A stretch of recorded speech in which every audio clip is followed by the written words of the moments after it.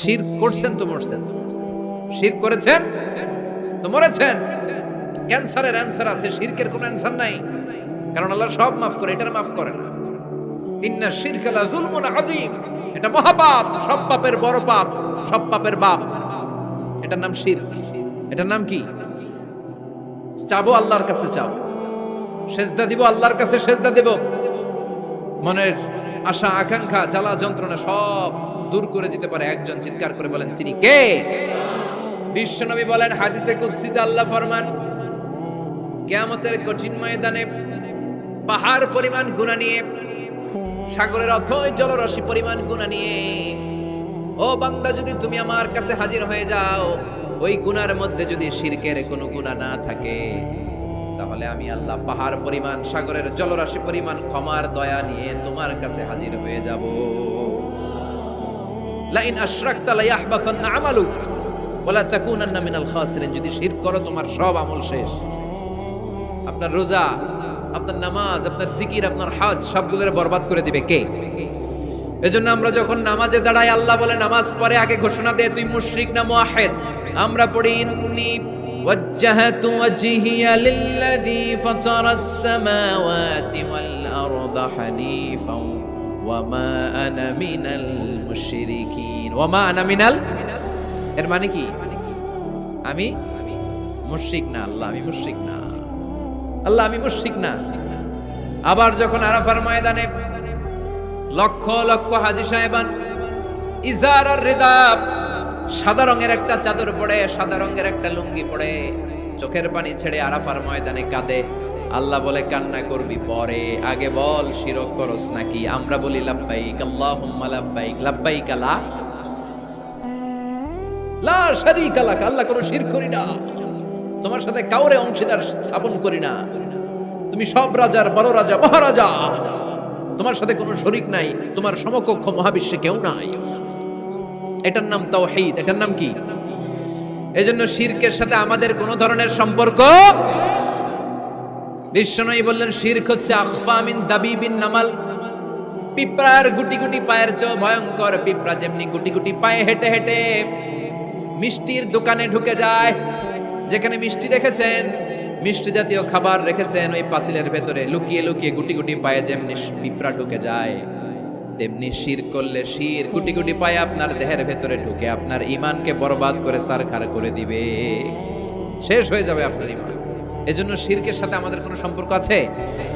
জাহেলি যুগে বিশ্বনবীর কাছে যখন সর্বপ্রথম তাওহীদের দাওয়াত আসলো, ওই সময়ে একটা লোক মূর্তির পূজা করত, মূর্তিটারে খুব দেখভাল করত, যত্ন করত, আদর সোহাগ করত, আর রাত্রিবেলা এটার সামনে মিষ্টি দই হালুয়া চিরা রাইখা কেঁদে কেঁদে মনের জ্বালার কথা মূর্তির কাছে কইত। সে ভাবতো এটাই আমার বড় খোদা। সে কি ভাবতো? এটাই আমার, এটারে বললেই এটাই আমার বিপদ থেকে মুক্তি দিবে, আমাকে পরিত্রাণ দিবে, আমাকে সেভ করবে এটা। এভাবে সে আল্লাহকে বাদ দিয়ে মূর্তির ইবাদত করত, মূর্তিকে খুব যত্ন করত। একদিন কোন এক কাজে মূর্তিটাকে রেখে এসে ঘরের বাইরে গেল, এক পাশে গেল। কাজ শেষে এসে দেখে তার এই মূর্তির গায়ে পানি। মূর্তিটাকে দেখতে মনে হচ্ছে যে কে যেন গোসল করায় গেছে, পানি। তো সে ভাবলো যেহেতু আমার খোদার গায়ে পানি, এটা নিশ্চয়ই ভালো পানি হবে। He thought it is the water of mercy and blessings. সে ভাবলো it could be the water of rahmah, এটা মনে হয় রহমতের পানি হবে, যেহেতু খোদার গায়ে পানি। তো রহমতের গায়ে পানি শুকিয়ে যাওয়ার আগে খেয়ে ফেলি, তাহলে সব রহমত ঢুকবে কই? পেটে। When he thought it is the water of rahmah, water of mercy and blessings, he started to suck it with his tongue. সে জিহ্বা দিয়ে চাটতে শুরু করছে, চেটে চেটে সব রহমত নিয়ে নিচ্ছে পেটে। When he started to suck it, he found the taste is little bit bitter. The taste is weird. জিহ্বা দিয়ে যখন চাটতে শুরু করছে, তখন সে পেল যে এটার স্বাদটা কেমন যেন কটা কটা লাগে, লবণাক্ত, একটু টক টক, হাজবুলার মতো লাগে। কিসের মতো? কিরে এরকম লাগে কেন? If it is the water of mercy, it should be sweeter. এটা যদি রহমতের পানি হয়, এটা সুইট হবে, মিষ্টি হবে। এটা টক লাগে কেন? কটা লাগে কেন? ঘটনা কি?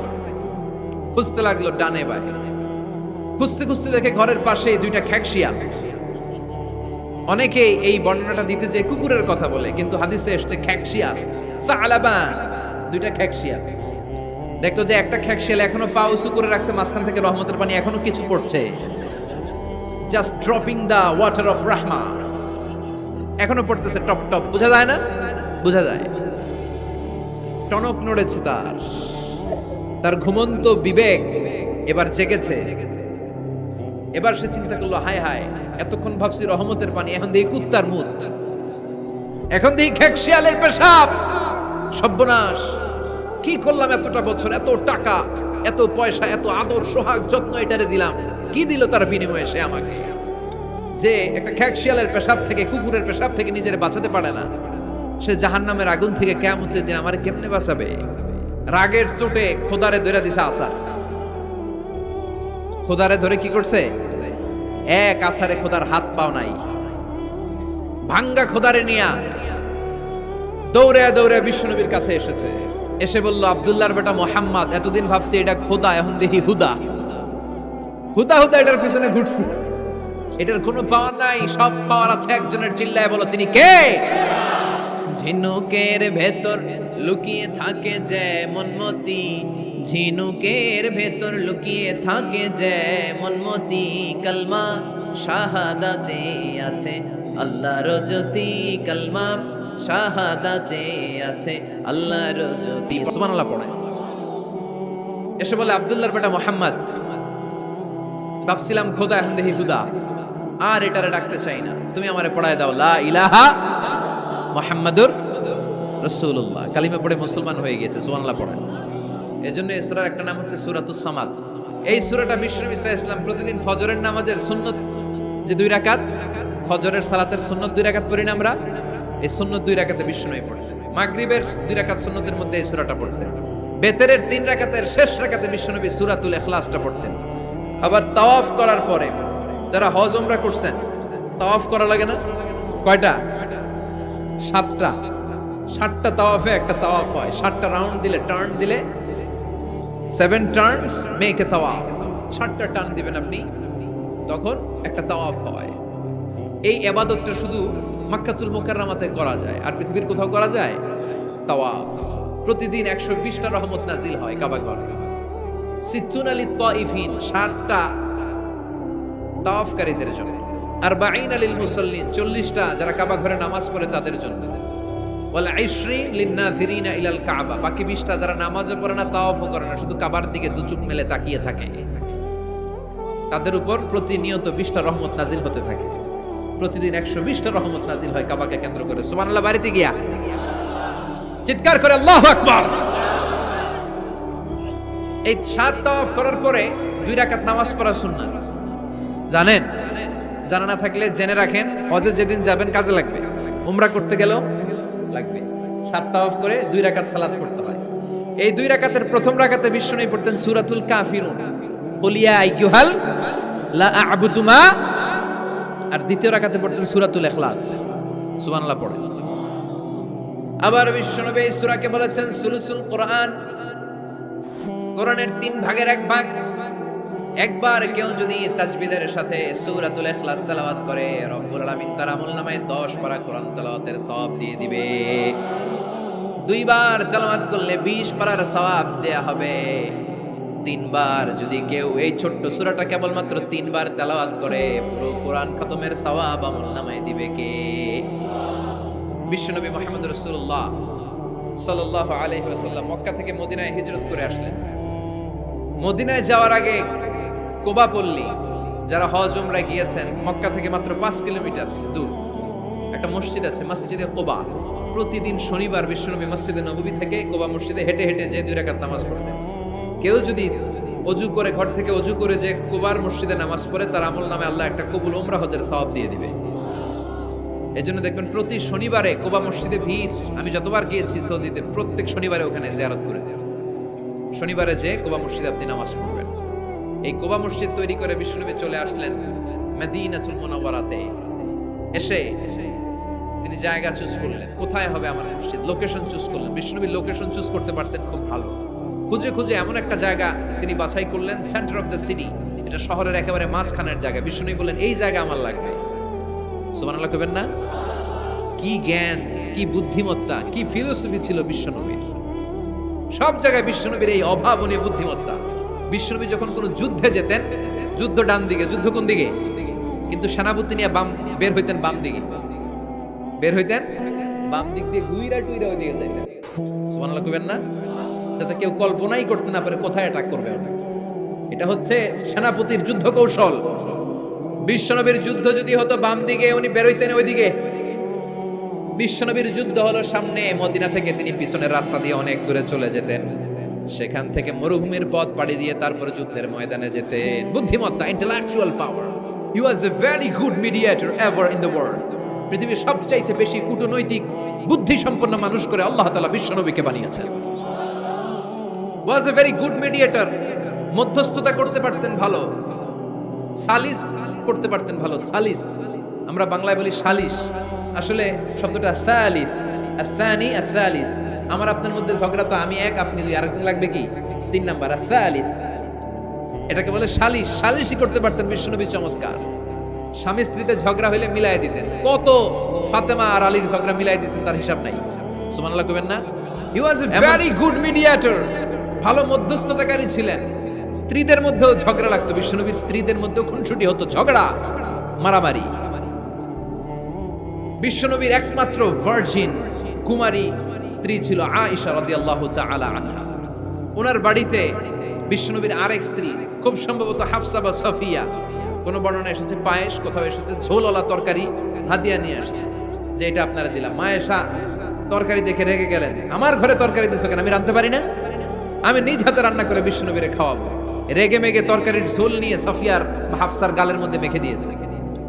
হাফসা যে বিশ্বনবীর কাছে বলি, ইয়া রাসূলুল্লাহ, কুমারী বউ তো আদর করছেন বেশি, লাই দিয়া কই তুলছেন দেখেন।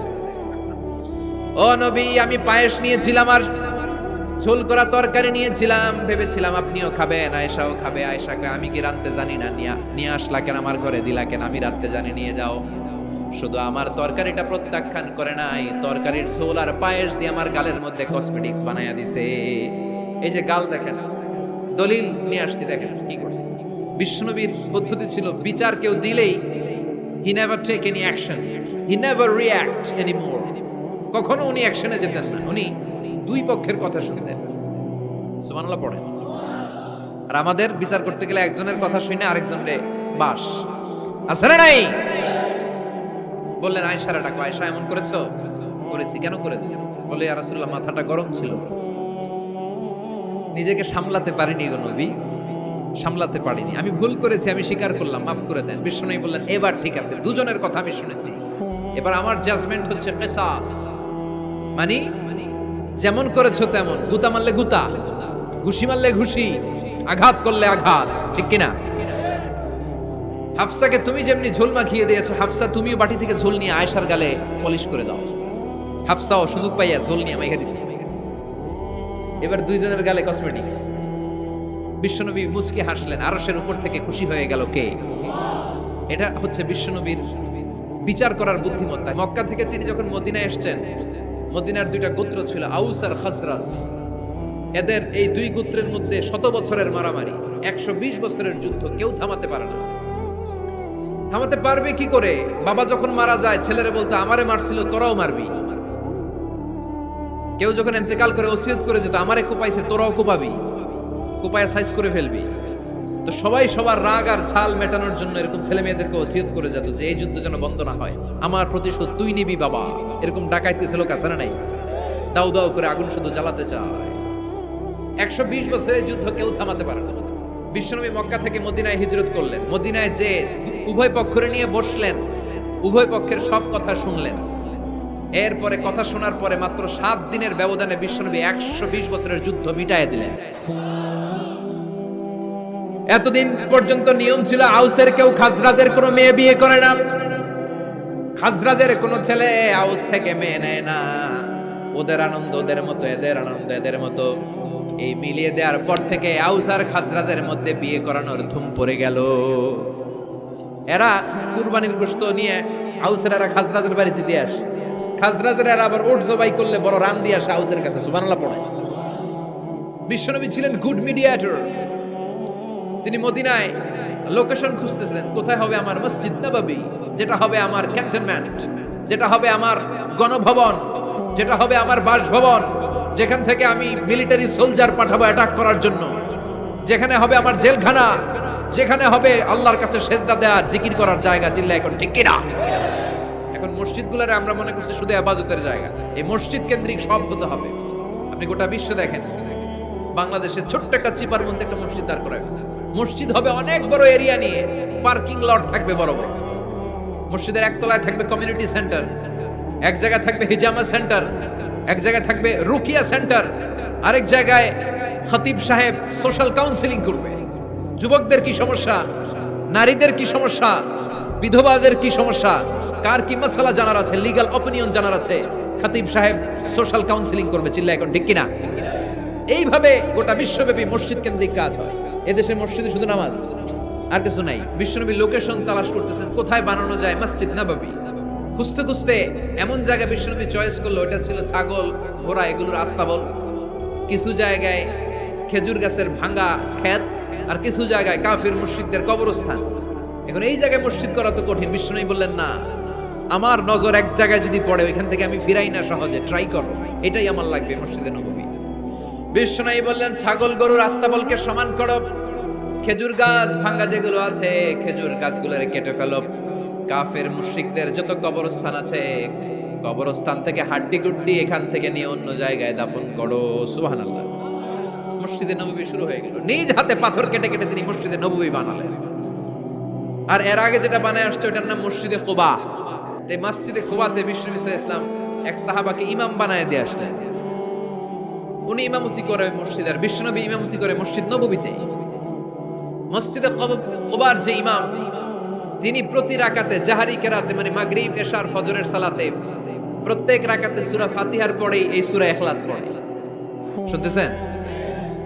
প্রত্যেক রাকাতে সূরা ফাতিহার পরে কি পড়ে? ইখলাস। মাগরিবের প্রথম রাকাতেও ইখলাস, দ্বিতীয় রাকাতেও ইখলাস, এশার প্রথম রাকাতে ইখলাস, দ্বিতীয় রাকাতেও ইখলাস। ইখলাস পরে এরপর অন্য একটা সূরা পড়ে, কিন্তু শুরু করে ইখলাস দিয়ে। ফজরের প্রথম রাকাতেও ইখলাস, দ্বিতীয় রাকাতেও। মুসল্লিরাকে পাইছি কি? পাইছে কি? খালি ইখলাস, খালি ইখলাস। যে ধরছে আপনি পাইছেন কি বলেন? ইমাম সাহেব বলে কিছুই পাই নাই, আমার মন চায় আমি পড়ি, তোর মন চাইলে তুই পড়, নাইলে যা। তোর কমিটির সভাপতি সেক্রেটারি এই মসজিদের ইমাম হিসেবে আমার নিয়োগ দেয় না, নিয়োগ দিছে বিশ্বনবী। আমার নিয়োগ যদি বাতিল করতে হয় লাগবে বিশ্বনবীরে তুই ভাগ। তোমার মনে চাইলে পড়ো, নাইলে অন্য মসজিদে পড়ো, যাও মিয়া। এটা তো সভাপতির সেক্রেটারির নিয়োগ দেয়া মসজিদ না, এটা নিয়োগ দিয়েছে বিশ্বনবী, ঠিক কিনা? নিয়োগ বাতিল করলেও কে করবে? বিশ্বনবী। সবাই বিশ্বনবীর কাছে যে বললো, ইয়া রাসূলুল্লাহ, এমন মুসল্লি এমন ইমাম আপনি দিয়ে আসছেন, উনি ইখলাস ছাড়া আর কিছু পড়ে না। বিশ্বনবী বললেন তাই নাকি? এমন করে কেন? ডেকে আনা হলো। বিশ্বনবী বললেন, ওরে সাহাবী, ঘটনা কি হাসা? কয় হাসা।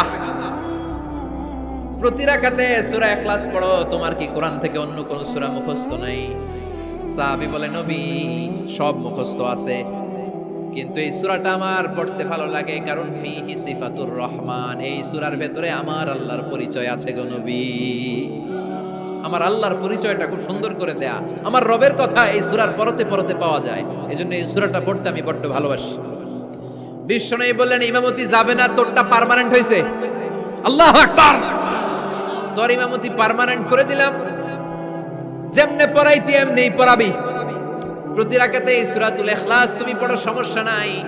এই যে তুমি সূরাতুল ইখলাস পড়ো, সূরাতুল ইখলাসকে ভালোবাসো, আল্লাহ বলেছেন এই ইখলাসের ভালোবাসার কারণে কিয়ামতের দিন আল্লাহ তোরে জান্নাতে ঢুকায়া দিবে। ইখলাসের ভালোবাসার কারণে আনতা মিন আহলিল জান্নাহ, তুমি জান্নাতে যাবা। হুব্বুকা ইয়াহা ইউদখিলুকাল জান্নাহ, এই সূরার ভালোবাসাই তোমার জান্নাতে ঢুকায়া দিবে। সুবহানাল্লাহ পড়েন। এজন্য সূরা বেশি বেশি পড়তে রাজি আছেন তো? বিশ্বনবী তাবুকের যুদ্ধে গেলেন। তাবুকের ময়দানে বিশাল যুদ্ধের ময়দান, বিশ্বনবী 30,000 সৈন্য নিয়ে গিয়েছেন।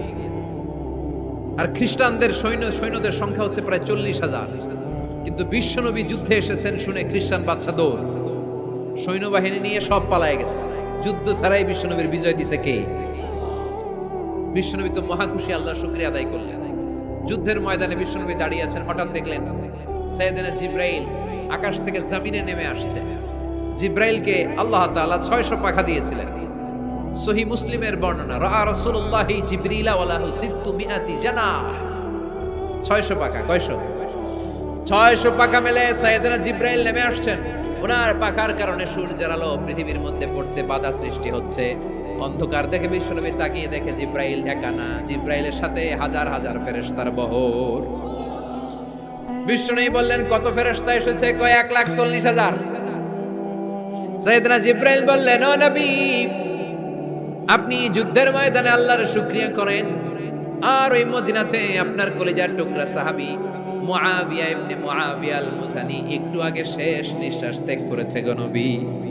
বিশ্বনবী পড়লেন, ইন্না লিল্লাহি ওয়া ইন্না ইলাইহি রাজিউন। সাইয়েদনা জিব্রাইল বলেন, নবী, এইমাত্র মুআবিয়া ইবনে মুআবিয়া আল মুজানি দুনিয়া থেকে বিদায় নিয়েছে, আপনি কি তার রূহের মাগফিরাতের জন্য গায়েবানা জানাজা পড়বেন না? বিশ্বনবী বললেন, অবশ্যই পড়ব। সাহাবাদের মধ্যে ঘোষণা দিয়ে দিলেন, সবাই ওযু করে আসো। যুদ্ধের ময়দানে আল্লাহ আমাদেরকে বিজয় দিয়েছে, আর খবর পেলাম মদিনাতে আমার সাহাবা মুআবিয়া ইন্তেকাল করেছে। মুআবিয়ার রূহের মাগফিরাতের জন্য আমরা গায়েবানা জানাজা পড়ব। পড়েন সুবহানাল্লাহ। গায়েবানা জানাজা কি বুঝেন? লাশ থাকে না সামনে, লাশ নাই, 4 তাকবীরে এটা আপনি পড়তে পারেন, এটা আপনি পড়তে পারবেন। লাশ নাই, কিন্তু তার জন্য দোয়ার জন্য পড়তে পারবেন। জানাজা মানি দোয়া, দোয়া লিল মাইয়িত। 4টা তাকবীর আপনি অনেক দোয়া করছেন এই মরা লাশের জন্য, এটা তো অর্থ তো বোঝে না, এইজন্য জানাজার পরে আবার হাত তুলে দোয়া করা লাগে আমাদের, কারণ কি দোয়া করছে এটা বুঝি নাই। বুঝলে কিন্তু আর লাগতো না, ঠিক কি না? বিশ্বনবী সাহাবাদের নিয়ে দাঁড়ালেন, লম্বা লম্বা কাতার হলো। সাহাবীদের কাতারের শেষে সাইয়েদনা জিব্রাইল 1,40,000 ফেরেশতাদেরকে নিয়ে জানাজায় শরীক হলেন। বিশ্বনবী 4 তাকবীর দিয়ে জানাজা পড়লেন, আল্লাহু আকবার, আল্লাহু আকবার, আল্লাহু আকবার, আল্লাহু আকবার। 4টা তাকবীরের মধ্য দিয়ে জানাজা শেষ করলেন। বিশ্বনবী তাকিয়ে দেখে সাহাবাদের পেছনে 1,40,000 ফেরেশতা দাঁড়িয়ে জানাজায় শরীক হয়েছে। বিশ্বনবী বললেন, জিব্রাইল, কোনদিন তো এত ফেরেশতা নিয়ে কারো জানাজায় শরীক হতে দেখি নাই। ঘটনা কি? কি এমন আমল ছিল আমার মুআবিয়ার, যে আমলের কারণে মুআবিয়ার নামটা আল্লাহর আরশে চলে গিয়েছে? 1,40,000 ফেরেশতার বহর নিয়ে তুমি জানাজায় শরীক হয়েছো। কি এমন গোপন আমল ছিল আমার মুআবিয়ার, আমারে বলো। সাইয়েদনা জিব্রাইল বললেন, নবী, আপনার মুআবিয়া বিশেষ একটা আমল করত। বিশ্বনবী বললেন, কি সেটা? সাইয়েদনা জিব্রাইল বলে, আপনার এই সাহাবী কাইমান আও কাঈদান, জালিসান আও মাশিয়ান, উঠতে বসতে চলতে ফিরতে সব সময় আপনার এই সাহাবী পড়তে থাকতো, কুল হুয়াল্লাহু আহাদ, আল্লাহুস সামাদ, লাম ইয়ালিদ ওয়া লাম ইউলাদ ওয়া লাম ইয়াকুল লাহু কুফুয়ান আহাদ। পড়েন সুবহানাল্লাহ। উঠতে বসতে চলতে ফিরতে সব সময় এই সাহাবীর একটা অভ্যাস ছিল, উনি কুল হুয়াল্লাহু আহাদের উপর আমল করত। বেশি বেশি সূরাতুল ইখলাস পড়তো। পড়তে রাজি আছেন? আজ থেকে বেশি বেশি সূরাতুল ইখলাসের উপর আমল বাড়ানোর দরকার আছে না নাই? বিশ্বনবী প্রতিদিন সকালবেলা, সন্ধ্যাবেলা, ওয়া ইনদামা ইয়াযহাব ইলা ফিরাশি, আর রাতে যখন বেডে ঘুমাতে যেতেন, হাত দুইটা এরকম করতেন, করে তিনি সূরাতুল ইখলাস পড়তেন, সূরাতুল ফালাক পড়তেন, সূরাতুন নাস পড়তেন। এই 3টা সূরা পড়তেন। এই 3টা সূরাকে একসাথে বলে 3 কুল। কি বলে? কুল আস-সালাসা, কারণ এই 3টা সূরার শুরুতে কুল আছে না নাই? 3 কুল পড়ে বিশ্বনবী হাতের মধ্যে ফু দিতেন। ফু দিয়ে মাথা থেকে শুরু করে মুছতে মুছতে মুছতে মুছতে পা পর্যন্ত মুছতেন, হাত মুছতেন, সারা দেহের যতটুকু সম্ভব বিশ্বনবী সারা দেহের মধ্যে এই 3 কুল পড়া হাত দুইটা দিয়ে সারা দেহের মধ্যে বিশ্বনবী হাত বুলিয়ে দিতেন, মেসেজ করে দিতেন সুবহানাল্লাহ। সকালে, সন্ধ্যায়, আর রাতের বেলা বিছানায় গেলে। এটা protection from all the bad আইস। যত হিংসুক চক্ষু আছে, যত ভূত পেতনি আর শয়তানের অনিষ্ট আছে, সব থেকে আপনাকে রক্ষা করবে কে? এজন্য প্রতিদিন এগুলো পড়বেন। কি কি পড়বেন? এরকম হাত দুইটা মিলায়া সূরা ইখলাস, সূরা ফালাক, সূরা নাস, 3টার বলে একসাথে 3 কুল। কি বলে? আজকে থেকে এটার আমল করা যাবে।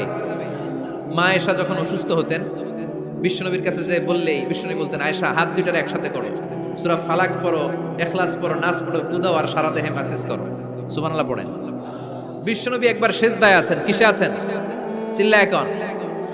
সেজদা অবস্থায় লাদাগাতহু আকরাব, একটা বিচ্ছু পোকা এসে বিশ্বনবীর হাতের মধ্যে কামড় দিয়েছে। বিচ্ছু বিচ্ছু কামড় দিলে খুব আরাম লাগে না? হ্যাঁ, বিষাক্ত, পয়জনাস, ভেনামাস। বিশ্বনবী ব্যথা পাচ্ছেন, প্রচন্ড ব্যথায় বিশ্বনবী অস্থির। বিশ্বনবী বললেন লাআনাতুল্লাহি আলাল আকরাব, এই বিচ্ছুর উপর আল্লাহর লানত। এটা মুসল্লিও চিনে না, নবীও চিনে না, কোন জায়গায় কামড় দিতে হবে এটাও জানে না। কিন্তু কামড় দিয়েছে, ব্যথায় কাতরাচ্ছে। বিশ্বনবী বললেন লবণের পানি গরম দাও, আঙ্গুলের উপরে ঢালো। লবণের পানি গরম দিয়ে আঙ্গুলের উপরে ঢালতে শুরু করে দিল। বিশ্বনবী পড়তে আরম্ভ করলো কুল হুয়াল্লাহু আহাদ আল্লাহুস সামাদ লাম ইয়ালিদ ওয়া লাম ইউলাদ ওয়া লাম ইয়াকুল লাহু কুফুয়ান আহাদ। পড়েন সুবহানাল্লাহ। এজন্য ব্যথা পেলে, সাপে কামড়ালে, বিচ্ছু কামড়ালে, বল্লা কামড়ালে, মধুপোকা কামড়ালে কি করবেন? সূরা ইখলাস, সূরা ফালাক, সূরা নাস। আবার বলেন সূরা ইখলাস, সূরা ফালাক, সূরা পড়ে ফু দিবেন। আর রাত্রিবেলা সকালবেলা ঘুমোতে যাওয়ার আগে হাতের মধ্যে ফুল দিয়ে সারা দেহে মেসেজ। মনে থাকবে না? মাহফিল শেষ, ওয়াজও শেষ, মনে থাকবে তো? আল্লাহ বললেন কুল হুয়াল্লাহু আহাদ। নবী আপনি বলেন আল্লাহ একজন, এক এবং অদ্বিতীয়। আমাদের আল্লাহ কয়জন? একজন হওয়াতে আমাদের জন্য লাভ না লস? কেমনে লাভ? তিনজন চারজন হইলে কইতাম আমগো আল্লাহ 60 জন। হ্যাঁ, তিনজন হইলে তিন রকম বলতো, একজনের খুশি করে পারি না। তিনজন হইলে ঝামেলা আছে না নাই? আল্লাহ যদি দুইজন হতো কি হতো? একজন বলতো এতদিন তুমি তোমার মন মতো মহাবিশ্বের সব কিছু পরিচালনা করেছো, আজকে থেকে আমি আমার মন মতো করবো। ঝামেলা আছে না নাই? এতদিন দুনিয়ার মানুষগুলো পায়ে পায়ে ভর দিয়ে হাঁটতো, হাত দিয়ে খেত, এখন থেকে যতগুলা মানুষ আসবে সব হাতে চলবে আর পা দিয়ে খাবে। আছে না নাই? এতদিন যাবত মেয়েরা গর্ভধারণ করতো তোমার নিয়মে, ছেলেরা কামাই করতো, এখন থেকে পুরুষরা গর্ভধারণ করবে, মেয়েরা কামাই করবে। আছে না নাই? এতদিন তুমি পূর্ব দিক থেকে সূর্য উঠিয়েছো, পশ্চিম দিকে অস্ত দিয়েছো, কালকে থেকে আমার নিয়মে পশ্চিম দিক থেকে সূর্য উঠাবো আমি, পূর্ব দিকে অস্ত যাবে। কিলাকিলি আছে না নাই? দুইজনের মধ্যে যদি সংলাপ সমঝোতা না হইতো মারামারি আছে না? এজন্য আল্লাহ বলেন লাউ কানা ফীহিমা আলিহাতুন ইল্লাল্লাহু লাফাসাদাতা। মহাবিশ্বে আল্লাহ একজন না হয়ে যদি একাধিক হতো, মহাবিশ্বটা মুহূর্তের মধ্যে ধ্বংস হয়ে যেত। ঠিক কি না? এজন্য আল্লাহ একজন হতে আমাদের লাভ হয়েছে। তিনজন হইলে তিন রকম কথা কইতো। ঠিক কি না? একজন বলতো আমারে বেশি ডাকস না কেন, ওরে ডাকস কেন? আল্লাহ তিনজন, খোদা কয়জন? একজন বলতো ওরে ডাকস আমারে ডাকস না কেন, ওর জিকির করলি আমার নামের জিকির করলি না কেন, ওরে খুশি করতে চাস আমারে করস না কেন? ভেজাল হইতো না? এখন একজন, মারলেও আসি, কাটলেও আসি, বাঁচলেও আসি, একজন। সুবহানাল্লাহ পড়েন। এটা সহজ হয়ে গেছে। এজন্য আল্লাহ বলেন কুল হুয়াল্লাহু, সবাই বলেন কুল হুয়াল্লাহু আহাদ, মানে এক বা একক। আল্লাহর কোনো শরীক নাই, তার কোনো সাথী নাই, তার কোনো বন্ধু নাই, তার কোনো বাবা নাই, তার কোনো পিতা নাই। তিনি হলেন আহাদ। আহাদ হচ্ছে আল্লাহর চমৎকার একটা নাম। সাইয়েদনা বেলাল রাদিয়াল্লাহু তাআলা আনহুকে ঈমান আনার জন্য অত্যাচার শুরু করা হলো। এমন কোনো মাইর নাই তারা দেয়া হয় না, পিটিয়ে পিটিয়ে রক্তাক্ত করে জমিনে ফেলে রাখা হতো, পিটিয়ে গোশত হাড্ডি থেতলে ফেলা হতো। প্রচন্ড মরুভূমির গরম বালুর মধ্যে ওনাকে শুইয়ে রেখে পেটের উপরে পাথর চাপা দেয়া হতো। বলতো এবার জিকির কর লা ইলাহা ইল্লাল্লাহ। বেলাল আর জিকির করতে পারে না, লা ইলাহা ইল্লাল্লাহ শ্বাস বের হয় না, শ্বাস যেটা ঢুকায় বের করতে পারে না, শ্বাস নিতে পারে না, লা ইলাহার আওয়াজ আর মুখ দিয়ে বের হয় না। এবার বেলাল ছোট্ট করে আল্লাহর ডাকে পড়ে আহাদ। কি পড়ে? আরো জোরে পড়েন। এজন্য আল্লাহ বললেন কুল হুয়াল্লাহু আহাদ। তিনি এমন আল্লাহ, তিনি হলেন আহাদ। আহাদ ছিল বেলালের জিকির। ঠিক কি না? এখন আজান আছে কিন্তু বেলালের রূহ নাই। মানুষ আছে কিন্তু সেই ঈমান নাই। চিল্লা এখন ঠিক কি না? আজান আছে, বেলালের রূহটা নাই। দর্শন শাস্ত্র আছে, লজিক আছে, মান্তিক আছে, ফলসফা আছে, কিন্তু গাজালির সেই তালকিন নাই। চিল্লা এখন ঠিক কি না? এজন্য আল্লাহ বললেন আমার নাম হলো আহাদ, কুল হুয়াল্লাহু আহাদ। এরপর আল্লাহ বললেন আল্লাহুস সামাদ, আমার নাম হলো সামাদ। ওনার নাম কি? সামাদ মানে অমুখাপেক্ষী, কাদিউল হাজাত, যিনি সবার চাহিদা পূরণ করে। তিনি কে? যিনি সবাইরে দেয়, কারো কাছ থেকে কিছু চায় না। তিনি কে? সবাই যার কাছে ঠেকা, যিনি কারো কাছে ঠেকা না। চিল্লায় বলেন তিনি কে? মা ইউসমাদু ইলাইহিল খালকু কুল্লু, যার দিকে গোটা পৃথিবী হাত পেতে ফরিয়াদ করে, যার দিকে পৃথিবীর সব সত্তা তাকিয়ে থাকে, তিনি রহমতের বারিধারা নাজিল করলে, তিনি রিজিক দিলে আমাদের বেঁচে থাকা সম্ভব, তিনি ছাড়া কেউ আমাদের রিজিকের যোগান দিতে পারে। তার নাম সামাদ। চিল্লায় বলেন তার নাম কি?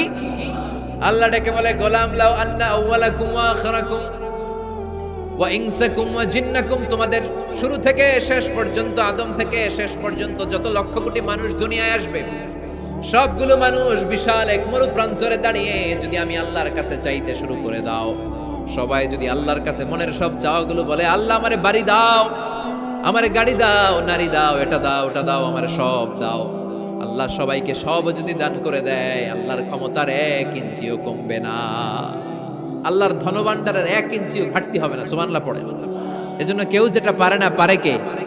আমাদের যার যা দরকার আল্লাহ যদি সবাইরে সব দিয়ে দেয়, ওনার ভান্ডারের কিছু কমতি হবে? এজন্য ওনার নাম সামাদ। সবাই ওনার কাছে হাত পাতে, উনি হাত পাতে কার কাছে? কথা কন। সবাই ওনার কাছে ঠেকা, উনি ঠেকা কার কাছে?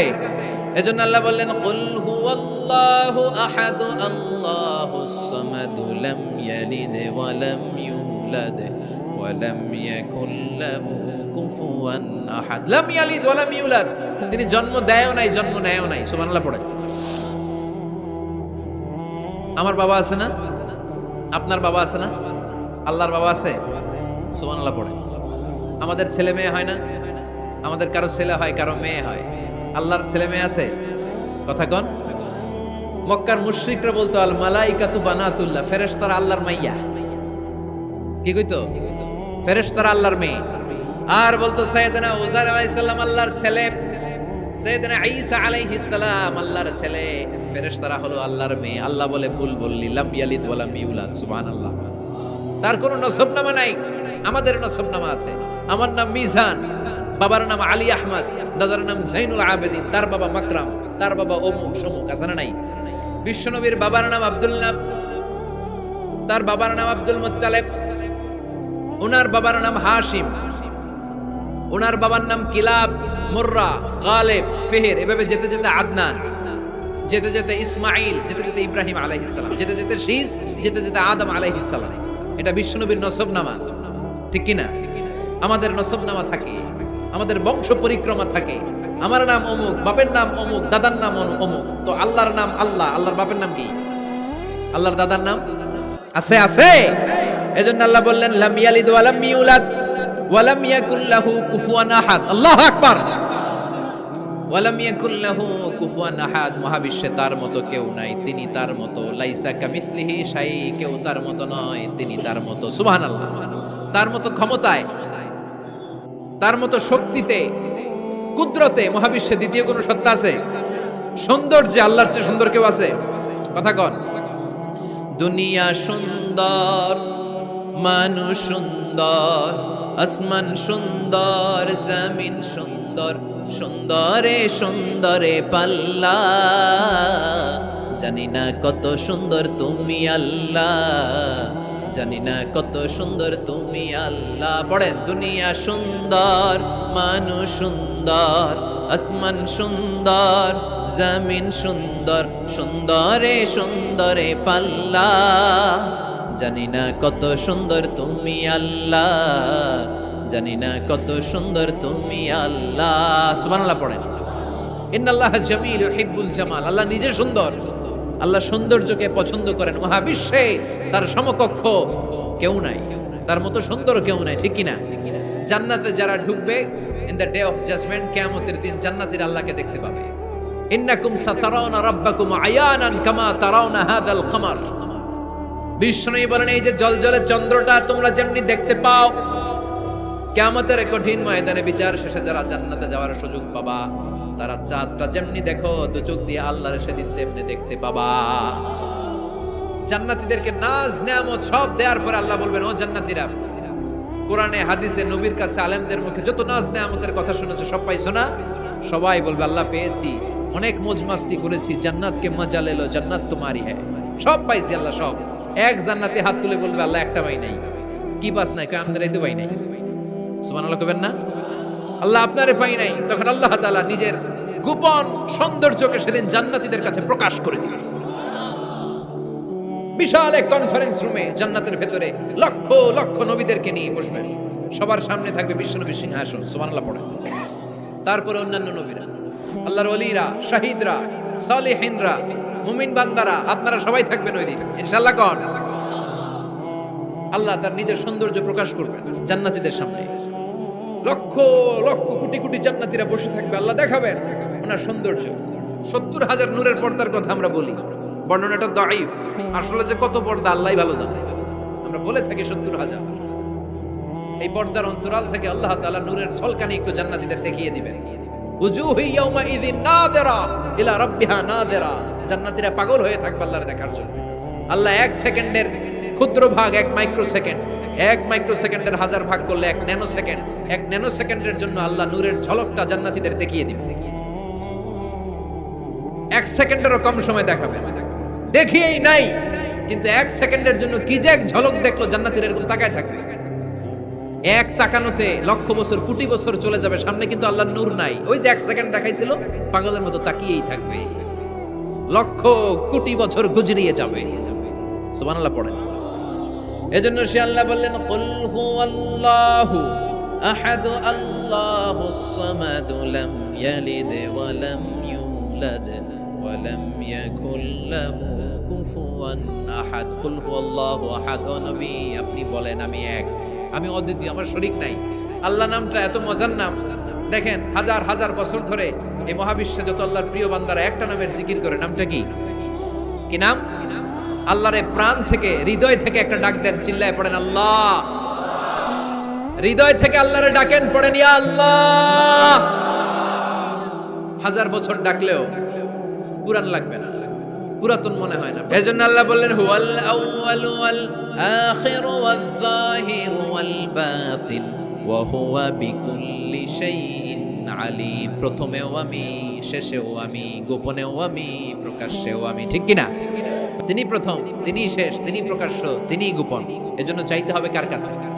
ওনার নামটা কত সুন্দর দেখেন, আলিফ লাম লাম হা, আল্লাহ। এটার কোনো স্ত্রী বচন হয় না, এটার দ্বি বচন হয় না, এটার বহু বচন হয় না। ভগবানের ভগবতী আছে না নাই? ঈশ্বরের ঈশ্বরী, গডের গডেস। কিন্তু আল্লাহর নামের কোনো পরিবর্তন হয়? কি মজার নাম! বিপদে পড়লেই আমরা জপি, বিপদ যত বেশি হয় আল্লাহর নামের জিকির তত বেশি। আবার বিপদ যখন চলে যায় আল্লাহর নামের জিকিরও বন্ধ হয়ে যায়। এরকম ডাকাত আছে না নাই? ফাইদা রাকিবু ফিল ফুলকি দাআবুল্লাহ মুখলিসিনা লাহুদ্দিন ফালাম্মা নাজ্জাহুম ইলাল বাররি ইযা হুম ইউশরিকুন। আল্লাহ বলেন, আমার কিছু কুলাঙ্গার বান্দা আছে যেগুলো বিপদে পড়লে আমার নামের জিকির করে, বিপদ চলে যায় আমি আল্লাহরে গালি মারে। এরকম ডাকাত আছে না নাই? ভূমিকম্প, আল্লাহ বাঁচাও, ভূমিকম্প নাই, ধুম্মা চলে ধুম, আছে না নাই? তুফানের মধ্যে পড়লে বলে আল্লাহ আমারে বাঁচাও। বজ্রপাতের মাঝখানে পড়লে আল্লাহর ডাকে, আল্লাহ তুমি আমারে বাঁচাও। বজ্রপাত নাই, আল্লাহও নাই, এরকম ডাকাইত আছে না নাই? এটা হচ্ছে মুনাফিকদের কারবার। মুমিনরা সব সময় জিকির করে একজনের, তিনি কে? এজন্য সূরাতুল ইখলাসের প্রথম আয়াত থেকে শিক্ষা হচ্ছে, কুল হুয়াল্লাহু আহাদ। হে নবী আপনি বলেন আল্লাহ একজন, আমরা একজনের কাছে চাও। আমরা একজনের কাছে মনের জ্বালা, যন্ত্রণা, আকুতি, চাহিদা সব পেশ করব। আমাদের মনের যা চায় সব দিলেও তার ঘাটতি হবে না। চিল্লা এখন ঠিক কিনা? এরপর আয়াতে আল্লাহ বললেন, আল্লাহুস সামাদ, তিনি অমুখাপেক্ষী। গোটা বিশ্বের সবাই আল্লাহর কাছে ফরিয়াদ করে, আল্লাহ কারো কাছে ফরিয়াদ করে না। ঠিক কিনা? এরপরে আল্লাহ বললেন, লাম ইয়ালিদ ওয়া লাম ইউলাদ, তিনি কাউরে জন্ম দেন নাই, জন্ম নেন নাই। সুবহানাল্লাহ পড়েন। ওয়া লাম ইয়াকুল লাহু কুফুয়ান আহাদ, তার মতো কেউ নাই। এটা আল্লাহর অস্তিত্বের ব্যাপারে একটা গুরুত্বপূর্ণ আকীদা। খেয়াল রাখবেন, আল্লাহর মতো কেউ হয় না, তিনি তার মতো। তিনি, অনেকে প্রশ্ন করে, কারণ হাদিসে পাওয়া যায় আল্লাহর হাত আছে, ইয়াদুল্লাহি ফাওকা আইদিহিম, ইয়াদুল্লাহি ফাওকাল জামাআত। একসাথে যারা থাকে তাদের উপর আল্লাহর হাত থাকে। তার মানে আমার মতো হাত না, আল্লাহর রহমত থাকে। ঠিক কিনা? আল্লাহ আরশের উপর থাকেন, কেমনে থাকেন এটা আমরা জানি না। এজন্য ইমাম মালিক বলতেন, আল ইস্তিওয়া মা'লুম, আল্লাহ যে আরশের উপর আছে এটা আমরা জানি। ওয়াল কাইফিয়াতু মাজহুল, কিন্তু কেমন ভাবে আছেন এটা আমাদের অজানা। ওয়াস সুআলু আনহু বিদআহ, এই সম্পর্কে প্রশ্ন করা হচ্ছে বিদআহ। এজন্য তাফাক্কুর ফি খালকিল্লাহ ওয়ালা তাফাক্কুর ফিল্লাহ, আল্লাহর সৃষ্টি নিয়ে গবেষণা করো, আল্লাহর নিয়ে গবেষণা করো না। আল্লাহর নিয়ে গবেষণা করতে গেলে তোমার মাথার তারগুলো ছিঁড়ে ফেলবে কে? ছিঁড়ে যাবে। তিনি হচ্ছেন আনলিমিটেড, অসীম। অসীমকে নিয়ে যদি সসীম গবেষণা করে ঝামেলা আছে না নাই?